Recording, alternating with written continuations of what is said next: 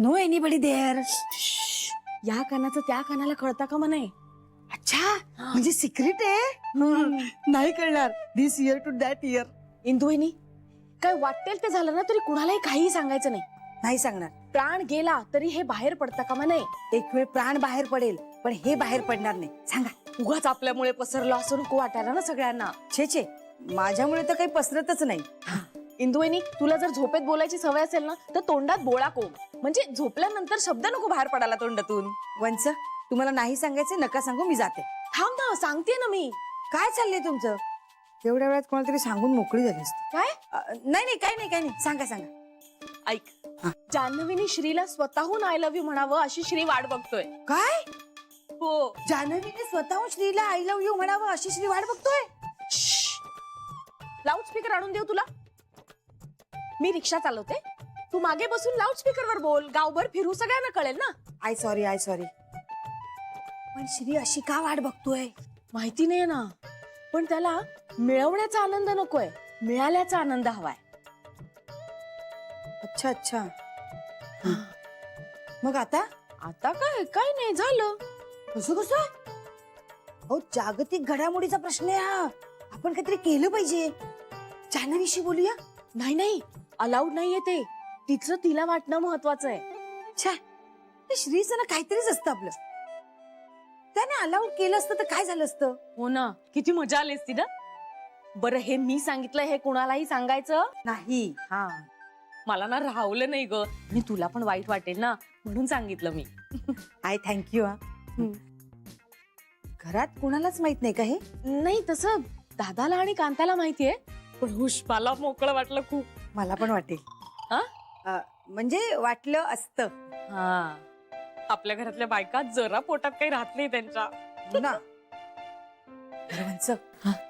मी आता निघते, नाहीतर खूप वेळ आपण कशावर बोलतोय असा त्यांना संशय यायचा. येते. हा,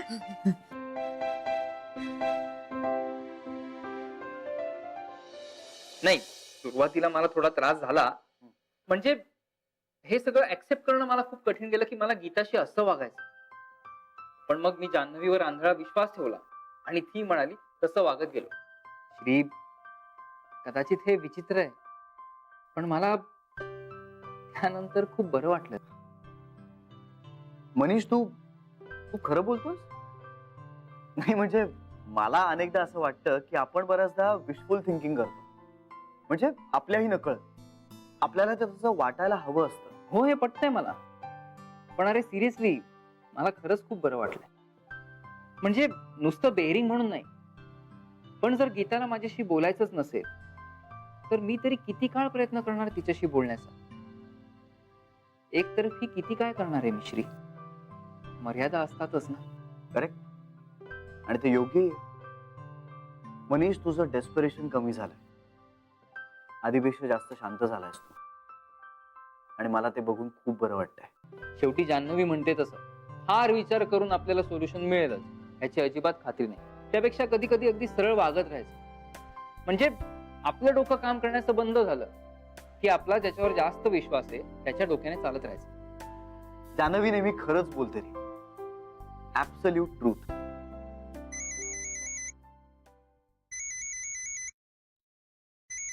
जान्हवी, अरे घे ना मग. हा बोल ग. हॅलो, बोलू शकतोयस का? हो बोल ना. बरं ऐक, तुझं वागणं अगदी करेक्ट होतं. तुझी मात्रा लागू पडलीये. तुला माहितीये, तुझ्या वागण्याचा गीताला खूप त्रास झालाय. सो आता पुढचे काही दिवस हे कंटिन्यू करायचंय. तू म्हणशील तसं. कठीण जात आहे ना हे सगळं वागणं. पण मनीष, एक लक्षात ठेव, तू कुठेही चुकीचा वागत नाहीस. नाही अगं असं अजिबात काही नाहीये. उलट मी श्रीला आता तेच सांगत होतो की मी गीताशी जे काही वागलो त्यामुळे मला खूप बरं वाटतंय. सूड घेतल्यासारखं वाटतंय. मनीष, आपल्याला गीताला जिंकायचंय. ते कुठेतरी चुकते ह्याची जाणीव करून द्यायची आहे. सूट नाही घ्यायचंय. बरोबर आहे तुझं. It's okay. मनीष, तू ना खूप समजूतदार आहेस रे. सगळी मुलं नसतात अशी.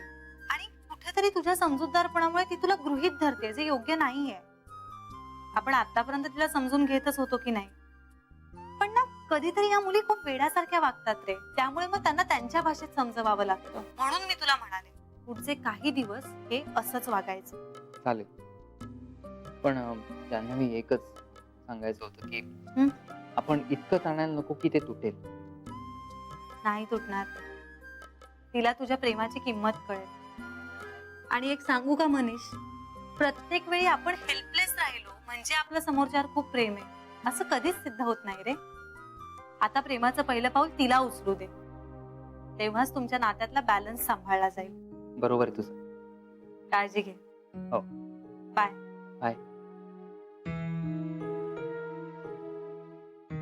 काय म्हणायचं जान्हवी? नाही म्हणजे ती काय विचार करते हे जाणून घेण्याची मला फक्त क्युरिओसिटी आहे म्हणून विचारतोय.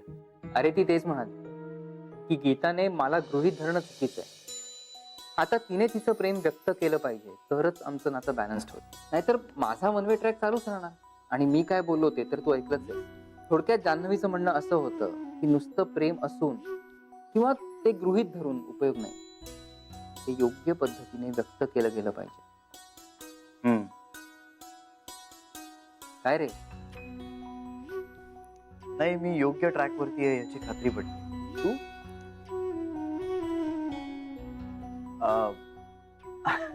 अरे आय एम सॉरी, मी नाही, मला म्हणायचं होतं की तू योग्य ट्रॅक वर आहे.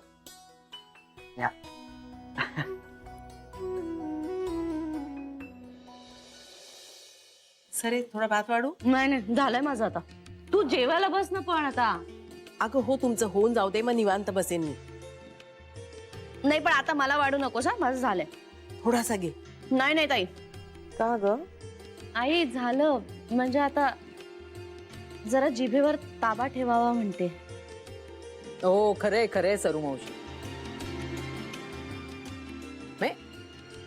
शरीर वातूळ होण्याचं वयच नाहीये खरंच तुमचं.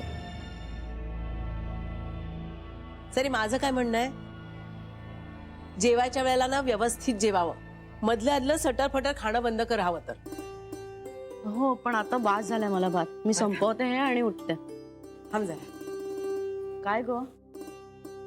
मला वाढू नकोस हं, आणखीन मला काही नकोय आता. लाडू खाऊन. अगं ताई, जिभेवर ताबा ठेवायचं म्हणते मी आणि तू लाडू काय वाढतेस मला?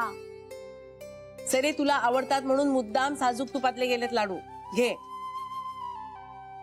बरं ठीक आहे, मी अर्धा घेते. हा अर्धा काय, एवढासा तरी लाडू खासा बंद. ताई खरंच नकोय ग, बास आता. नर्मदा, आग्रह नको करू. सरू, तुला हवा तेवढा खा. आणि मग उरलेला अर्धा काय वाया घालवणार का? नाही वाया कशाला जाईल, मी ठेवेन ना आणि नंतर खाईन. पण आता खरंच जात नाही हो. अहो तुम्हाला जात नसेल ना तर द्या मला तो. उगाच वाया कशाला घालवायचा आणि उगाच बळजबरी कशाला करताय. नाहीतरी ना मला दुपारची भूक लागतेच, तेव्हा खाईन मी. द्या.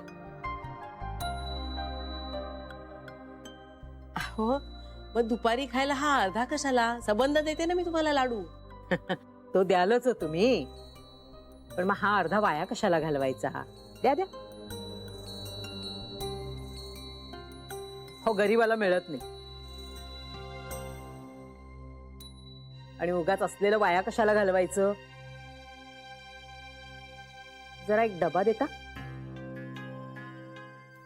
देते हा.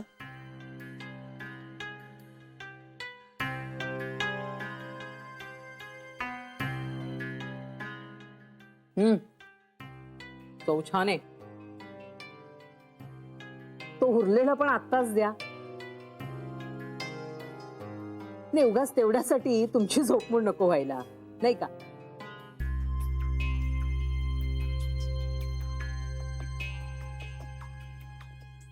आणखी एक देऊ का? हा तर एवढा आग्रह करताय तर द्या, आपला राहील डब्यातच. द्या.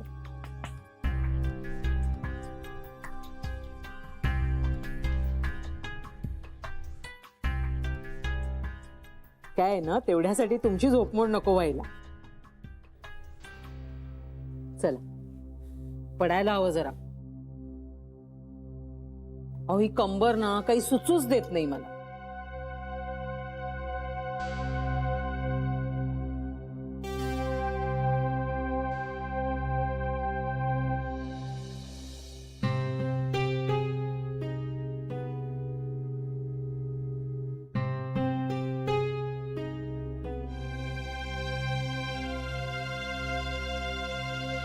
काय जमतंय का काही?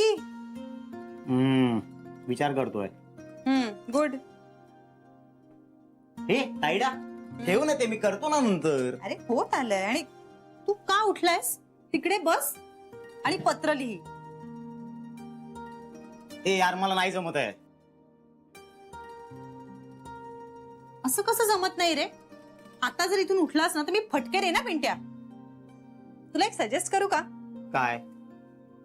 एखाद्या सॉलिड मैत्रिणीला पत्र लिही आधी, म्हणजे प्रॅक्टिस होईल.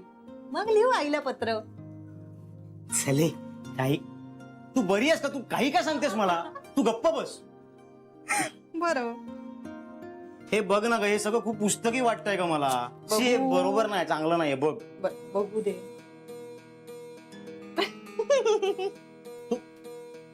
तू हसू नको. तू हसतेस मला, मी नाही लिहिणार पत्र बित्र. जा. बरं ठीक आहे, नको लिहूस.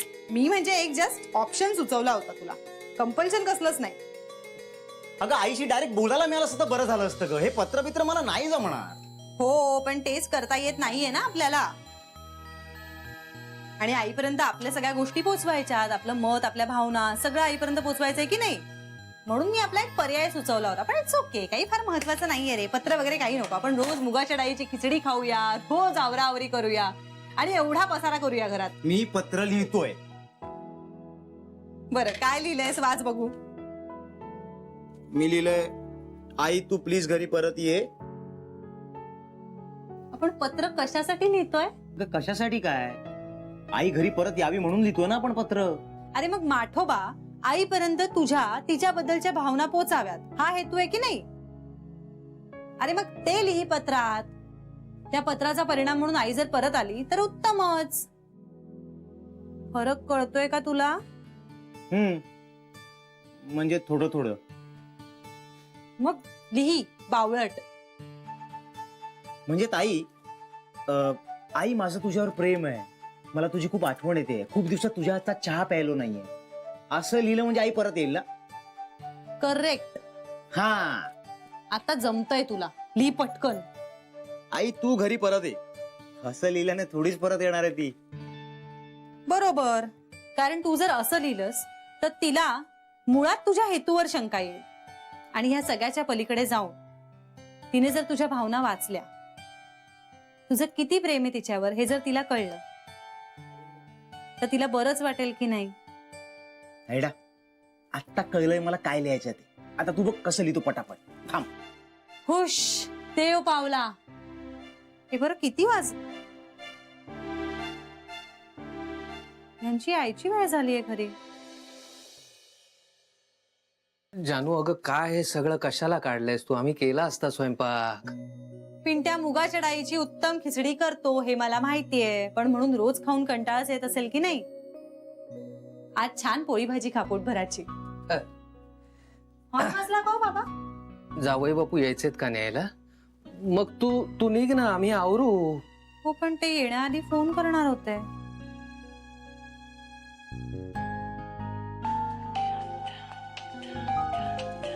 हॅलो, आलायत का?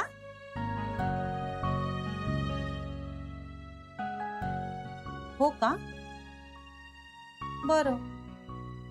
नाही नाही ठीक आहे. पण म्हणजे तुम्हाला उशीर होतोय का? बरं. नाही मी येईन ना, काहीच हरकत नाही. काय झालं? गाडी पाठवतायत पण त्यांना यायला नाही जमणार आहे. ताई, पत्र आईला देशील? हो हो. आणि ती आणि ती काय म्हणते ते सांग मला please.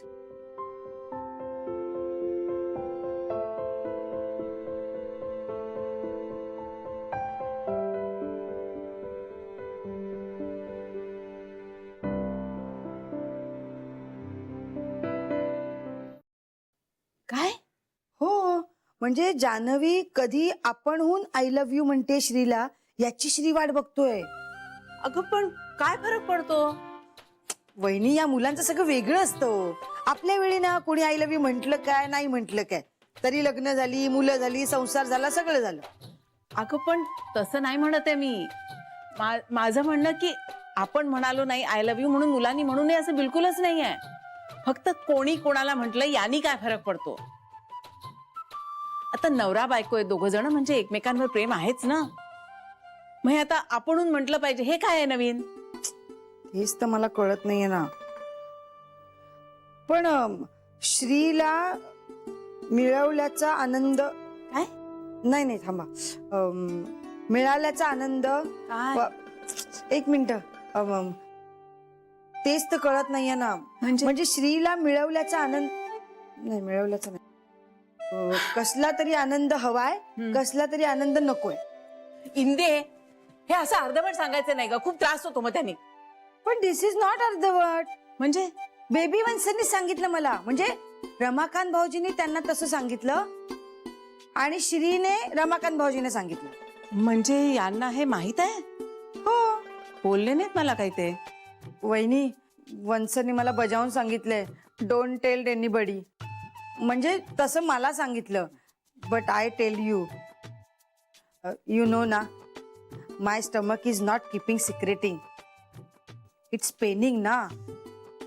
I telled you, you don't telling anybody. हा बरं, नाही सांगणार, पण यांनी मला का नाही सांगितलं? माझाही मुलगा आहे तो, त्याच्या मनात काय चाललंय हे मला कळायला नको? वहिनी, आय अग्रींग, हा, but you are not angry. कारण काय, ऐका ना वहिनी, वहिनीला इंग्रजीमध्ये काय म्हणतात? वहिनी, बाबा, मला जान्हवी बरोबर कुठले गेम्स नाही खेळायचे आता. आता तिनं तिचं प्रेम व्यक्त केल्याशिवाय मीही करणार नाही. हा, म्हणजे ह्याच्यात कुठलेही इगो क्लॅशेस नाहीयेत, पण जे प्रोग्रेशन आमच्या प्रेमाचं आधी होतं ना, ते दुर्दैवाने आता दिसत नाहीये. म्हणजे आता सध्या ना ती माझी बायको आधी आहे आणि नंतर ती प्रेमात पडते. म्हणून मला असं वाटतं की हा सगळा तिचा प्रवास आधी पूर्ण व्हावा आणि तिनं तिचं प्रेम व्यक्त करावं. माझी एवढीच इच्छा आहे. मला कळतंय तू काय म्हणतोस ते, पण ना प्रत्येक माणसाला स्वतःच्या भावना अशा शब्दातून नाही मांडता येत. अहो बाबा, जान्हवीला येतं, तिला जमेल. ओके, हे बघ श्री, माझं एवढंच सांगणं आहे, आत्ताची परिस्थिती खूप नाजूक आहे, खूप विचित्र आहे. Please try to understand. आणि अशा अनयुज्युअल कंडिशन मध्ये माणूस आपल्या स्वतःच्या स्वभावाच्या अगदी विरुद्ध वागतो. बाबा, अहो मी ही सगळी सिच्युएशन बदलण्याचीच तर वाट बघतोय. ओके.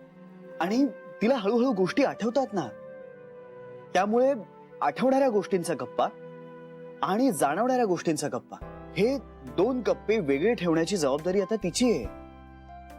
हा, पण तिचं माझ्यावरचं प्रेम मात्र तसंच आहे. ते फक्त तिने आता बोलून दाखवावं, इतकंच मला वाटतं.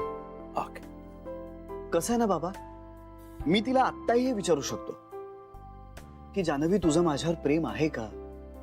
आणि कदाचित ती आता होही म्हणेल, पण फक्त आम्ही नवरा बायको आहोत म्हणून ती मला हो म्हणालीये की खरंच पूर्वीसारखं पेशंटली माझ्यावर प्रेम करण्याची तिची तयारी आहे, हे मला कसं कळेल? आणि बाबा, हा प्रश्न मी मनात ठेवून आयुष्यभर असा संसार नाही करू शकणार. हा, मला खरंच पटतंय तू काय म्हणतोस ते. आमच्या सगळ्यांची हीच इच्छा आहे श्री. तिला लवकरात लवकर या गोष्टीची जाणीव होऊ दे आणि या विषयावर ती तुझ्याशी बोलू दे, बस. बोलेल, नक्की बोलेल, पण तोपर्यंत मला असं वाटतं की मला आता जान्हवीचीच कृष्णनीती वापरावी लागणार. कृष्णनीती म्हणजे? म्हणजे म्हणजे काय नाही, मी सांगेन नंतर कधीतरी. हा मी आलो जरा. हा? ते मला एक अर्जंट फोन करायचा आहे. अहो बाबा, अच्छा. ओ बाबा, तुमचा फोन.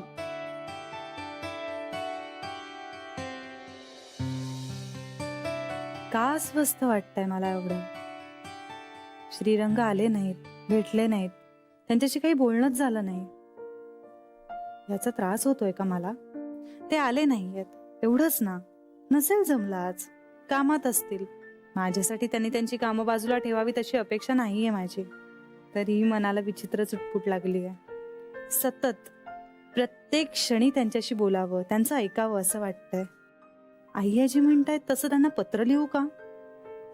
पण श्रीरंग मला हसले तर वेडी वाटेन का मी त्यांना? मग काय करू? त्यांना भेटायला जाऊ?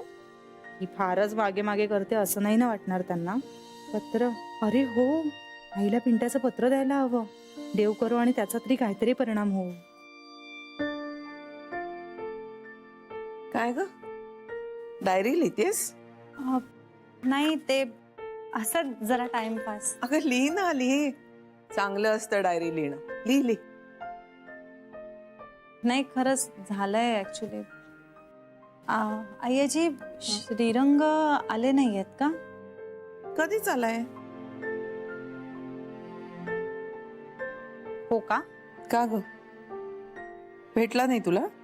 आज तर मला घ्यायलाही नाही आलेत ते. बिझी होता बहुतेक दिवसभर. काय ग, नाराज आहेस?